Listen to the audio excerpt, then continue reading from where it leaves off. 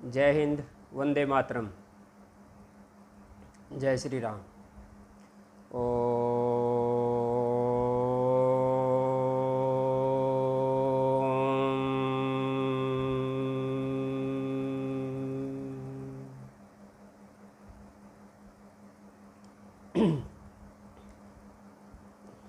जय श्री राम। सभी को मेरा प्रणाम। आज हम एक बीमारी को लेके आए हैं। आयुर्वेद की दृष्टि से देखा जाए तो बीमारियां नहीं हैं, वात पित्त और कफ के बिगड़ जाने की वजह से ही जो रसों पे प्रभाव पड़ता है और धातुओं पे प्रभाव पड़ता है, उसकी वजह से जो दोष होता है उसी को बीमारी कहा जाता है।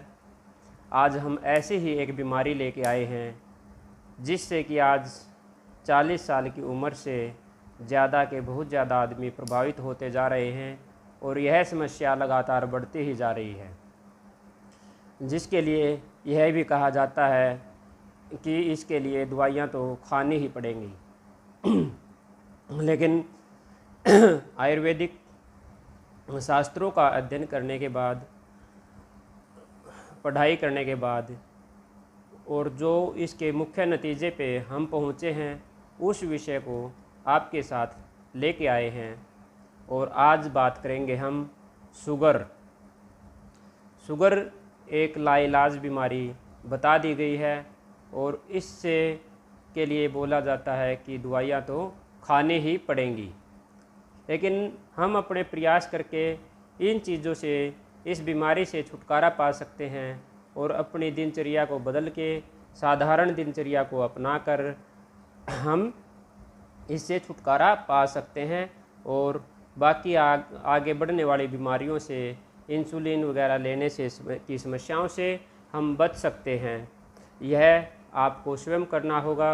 आप जब अपने जीवन शैली में अपनाओगे तो आपको स्वास्थ्य लाभ ज़रूर मिलता जाएगा।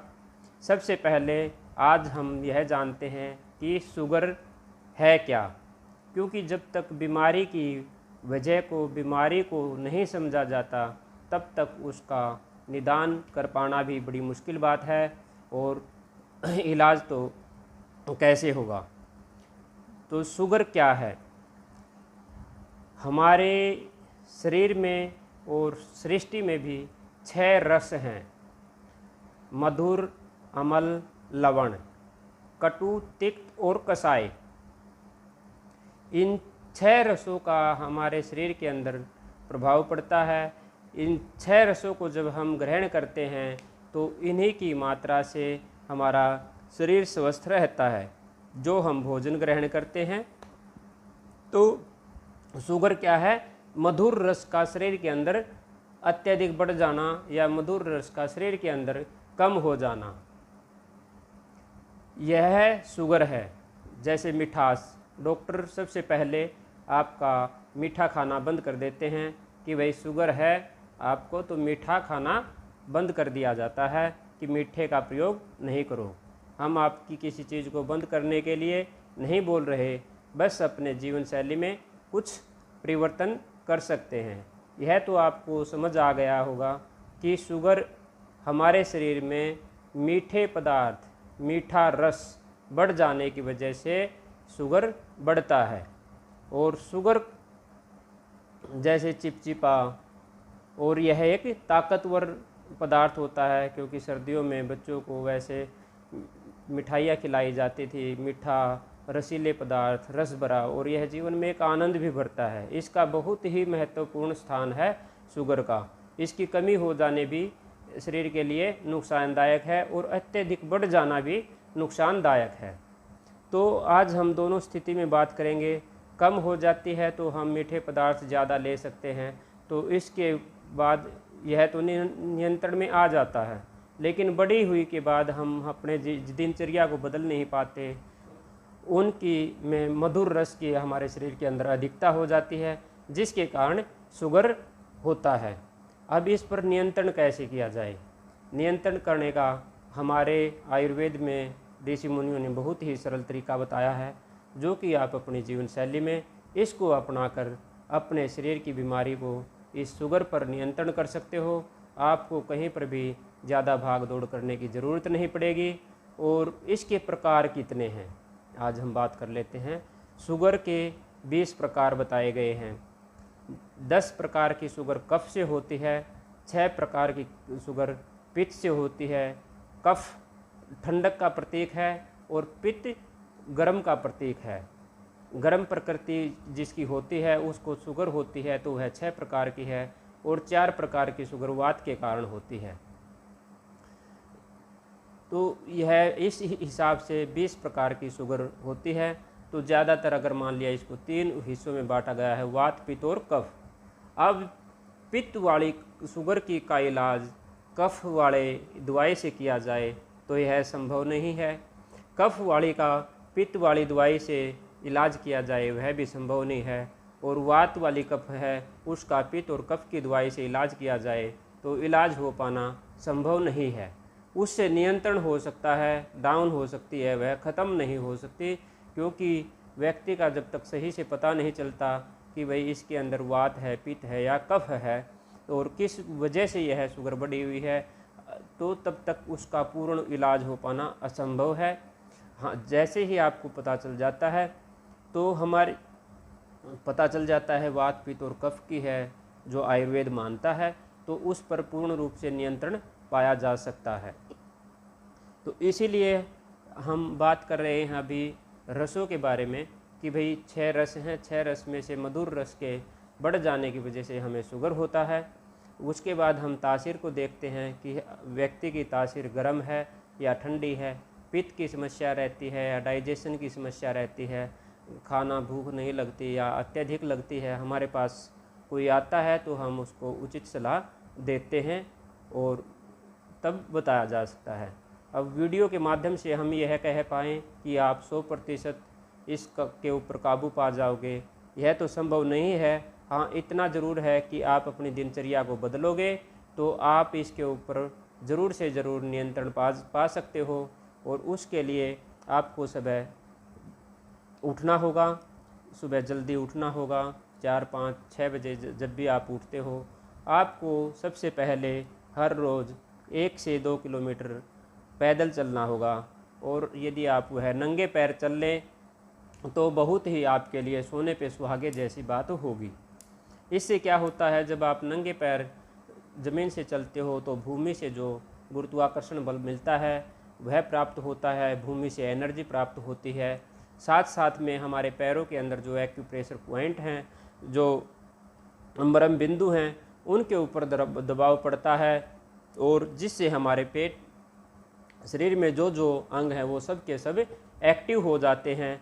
तो यह नंगे पैर चलना एक बहुत ही अच्छा प्रयोग है, सहायक बनता है। दूसरा उसके बाद आप कर सकते हो कि जब आप 1 किलोमीटर की एक्सरसाइज करोगे, लंबे चलोगे, पैदल चलोगे, तो आपको चलते चलते अपने ऐसे ताड़ियाँ पीटते रहना है। जब आप तालियां बजाओगे तो जो हाथ के अंदर एक्यूप्रेशर पॉइंट हैं, जो अपने सभी अंगों को प्रभावित करते हैं और यहाँ पर जाने के बाद उनके अंदर एक्टिव करते हैं, तो दूसरा लाभ उससे यह मिलेगा आपके, जिससे कि आपके जो स्टोमच है, आप पेट है, किडनी है के पॉइंट हैं वो एक्टिव हो जाएंगे, लीवर ठीक हो जाएगा, तिल्ली प्लीहा आपकी ठीक होने लगेंगी। दूसरा यह है, आप थोड़ी बहुत हाथों को हिला के एक्सरसाइज कर सकते हो, आप ऐसे ये कर सकते हो। तो सबसे पहला आपको यह करना है कि 1 किलोमीटर कम से कम चलना है, हाथों तालियां पीटनी हैं। दूसरा आपको करना है कि क्योंकि आगे आने वाले समय पे हम जो आपको शरीर के बारे में बताएंगे या रोगों से लड़ने की आपके बारे में को बताएंगे, वह बहुत ही अद्भुत चमत्कार देने वाली है। और यह तभी संभव है कि आप तब लगातार हमारी वीडियो को देखते रहोगे, उसको धारण करोगे और उसको समझ पाओगे, तो आगे आपको इसके बहुत ही आश्चर्यजनक लाभ मिलने वाले हैं। दूसरा आपको क्या करना है, हर रोज़ 5 मिनट अनुलोम विलोम की क्रिया को शुरू कर देना है। एक नाक